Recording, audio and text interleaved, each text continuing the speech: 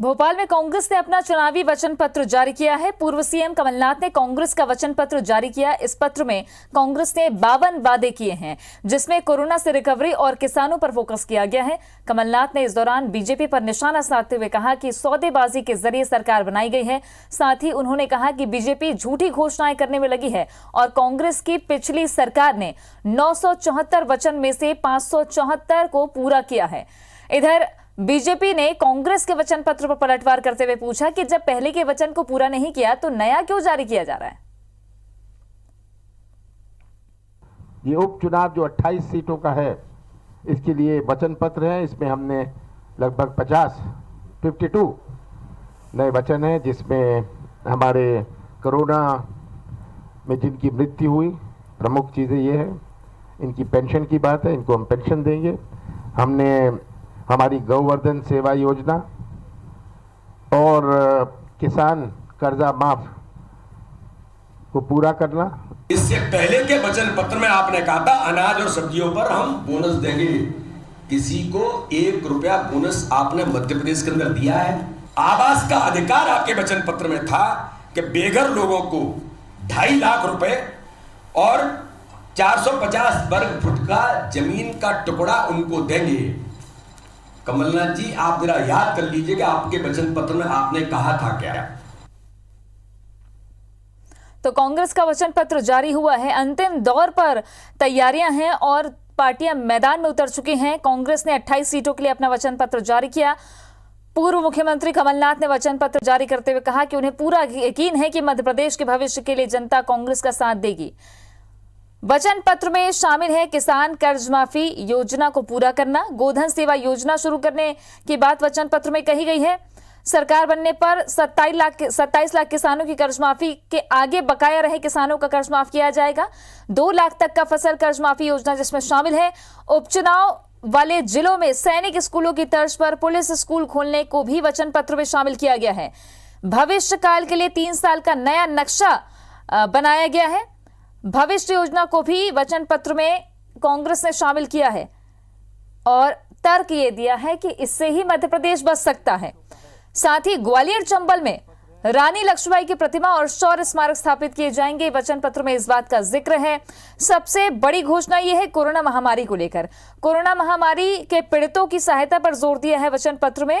Corona से मृत्यु होने पर भरण पोषण के लिए पेंशन देने के प्रावधान को वचन पत्र में शामिल किया गया है। साथ ही घर के एक सदस्य को नौकरी का ऐलान भी किया गया है।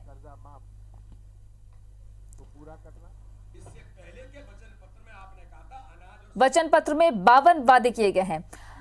बीजेपी प्रवक्ता रजनीश अग्रवाल जी हमारे साथ में जुड़ गए हैं। रजनीश जी, कांग्रेस का नया वचन पत्र 52 नए बिंदु शामिल किए गए हैं और कहा है कि 400 वादे बचे थे। 15 महीने ही सरकार चलने दी, अगर चलने देते तो आगे भी पूरे कर देते। क्या गजब कपट करते हैं साहब कि जनता के बीच में लगातार हाहाकार त्राहिमाम मचा रहा, छल ठगी कपट प्रपंच सब चलता रहा, सब किया इन्होंने और खुद ही ने गिनती गिन ली, खुद ही ने पूरी कर दी, खुद ही ने समेट लिया। अब दूसरा कपट पत्र पार्ट 2 आ गया। जनता उसको जवाब देने वाली है। पहले लोकसभा चुनाव में जवाब दिया, अब विधानसभा के उपचुनाव में जवाब देगी।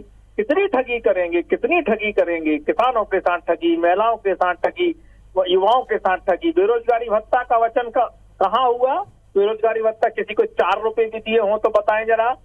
महिलाओं के 16,000 रुपए शिवराज जी के शासनकाल में दिए या महिलाओं को 4,000 पहले और 12,000 बाद में बंद कर दिए, ताकि बच्चा भी सुपोषित हो, अच्छा हो, हुष्ट पुष्ट हो और माँ को भी राहत मिले। लेकिन उन्होंने उससे भी छीन लिए। मुख्यमंत्री कन्यादान योजना का पैसा 51,000 कर दिया, 51 पैसे भी नहीं। ये बेटियों के साथ में भी अन्याय और गरीबों के साथ में अन्याय, किसानों के साथ में अन्याय, ठगी धोखा प्रपंच। तो ये कपट पत्र पार्ट 2 जनता इसका जवाब देने वाली है 28 विधानसभा क्षेत्रों में। पर ये ना कहें कि ईवीएम, मशीनरी, तमाम अधिकारी, कर्मचारी दोष इनको ना दें, क्योंकि जनता जब जवाब देती है तो करारा देती है और जोर का झटका धीरे से लगता है। सरकार पर आरोप लगाए जा रहे थे तमाम, और जैसा कि अभी कांग्रेस भी कह रही है कि बीजेपी ने सरकार गिराई है क्योंकि कमलनाथ पोल खोल रहे थे पिछली सरकार की।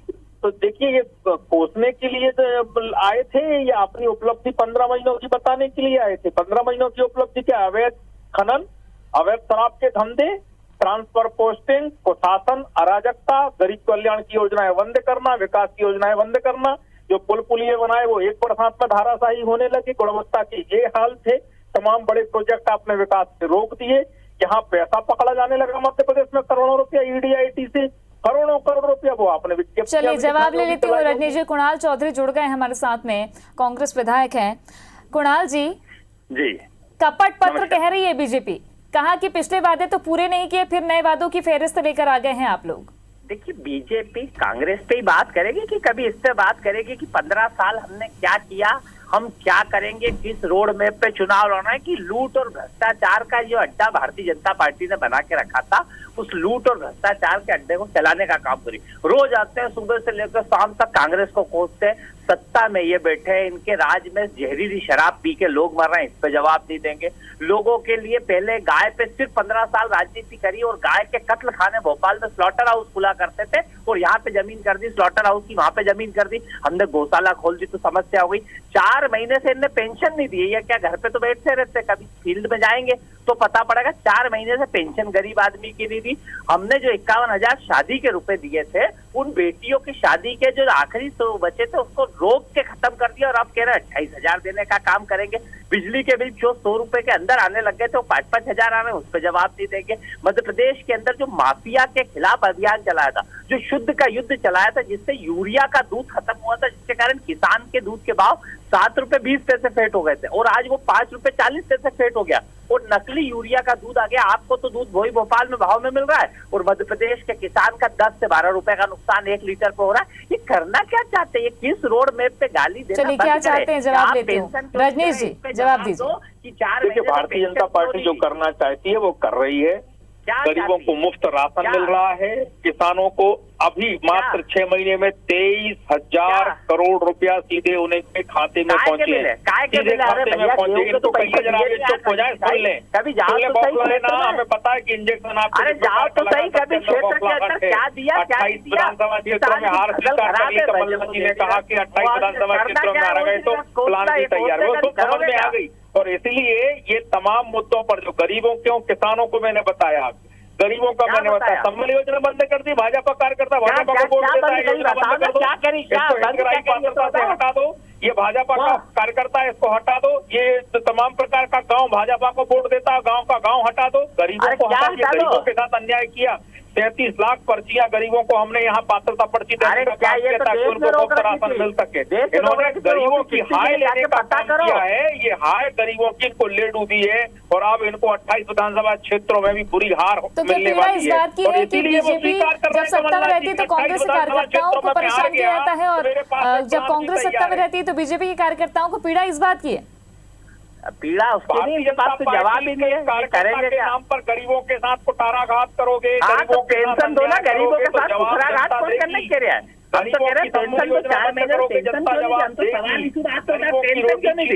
गरीब की चिंता तो पेंशन दोगे कि नहीं दोगे ना इससे? हाय लोगे जनता जवाब देगी। अरे 400 रुपए आपने जन्म से लेकर मृत्यु तक की तमाम जो योजना का छीनने का काम किया, 5,000 पैसे कहा पेंशन के पैसे। एक और सवाल मैं रजनीश जी आपसे पूछ लूं, वचन पत्र में कांग्रेस ने वादा किया है कि कोरोना पीड़ितों को भी सहायता दी जाएगी, ये एक बड़ा वादा। में आप बैठे, छत्तीसगढ़ में आप बैठे, किसी को चवन्नी दी? राजस्थान अरे आप तो मध्य प्रदेश की चिंता कर लो, मध्य प्रदेश में बन रहा है कमलनाथ जी, मध्य प्रदेश के दूसरी पार्टी है क्या? कांग्रेस शासित राज्यों में जितनी कोरोना से मौतें हुई हैं तो बाकी देश से ज्यादा मौतें हैं। 4-4 महीने बिजली के बिल माफ करे हैं, कोरोना के अंदर लोगों को पानी की राहत दी है, बिजली के बिल माफ करे, इलाज 10,000 रुपया फेरी वालों को, खोमचे वालों को, ठेले वालों को लोन दे रहा, लोन कितने को मिला है? लोन से क्या होता है? 10-10 लोगों को लोन दिया नहीं है, राजस्थान 10 लोगों को लोन से क्या होता है? कर्जा दिया है ना, पैसे वापस। कुणाल चौधरी जी, ये 3 साल का भविष्य क्या है? 3 साल के भविष्य की योजना क्या है वचन पत्र में? ये कुछ भी नहीं मालूम इनको। 3 साल की भविष्य की योजना क्या है वचन पत्र में? स्पष्ट है, मध्य प्रदेश के जो सर्वांगीण लूटना, खसोटना, वचन पत्र नहीं, कपट। अरे यार